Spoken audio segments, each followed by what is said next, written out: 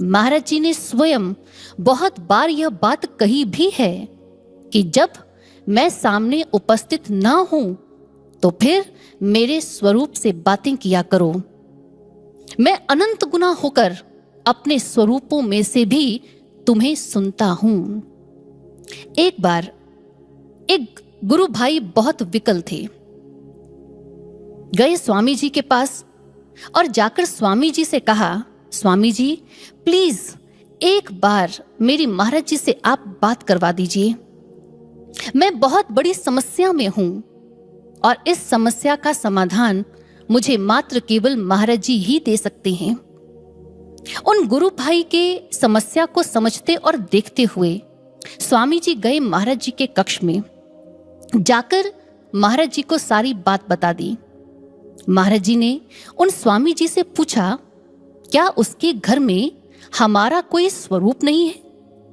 स्वामी जी ने कहा, महाराज जी मैं अभी पूछ कर आता हूं। स्वामी जी ने जाकर गुरु भाई से पूछा तो गुरु भाई कहने लगे, कैसी बात कर रहे हैं आप स्वामी जी? महाराज जी तो हमारे भगवान हैं। यदि हमारे घर में उनके स्वरूप नहीं होंगे तो फिर किसके होंगे? हमारे घर में महाराज जी का एक नहीं कितने ही स्वरूप हैं।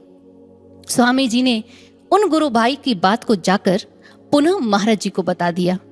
अब जैसे ही महाराज जी ने गुरु भाई की उस बात को सुना तो जानते हैं गुरु भाइयों और बहनों महाराज जी क्या बोले?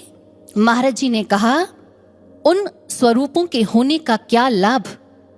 उसने तो उनको मात्र केवल एक फोटो ही समझ लिया ना। जाओ जाकर उससे कहो कि यदि उन स्वरूपों में उसने साक्षात हमें माना होता और पूरी श्रद्धा और भावना से अपनी समस्या उन स्वरूपों के समक्ष रख दी होती तो उसे समाधान मिल गया होता।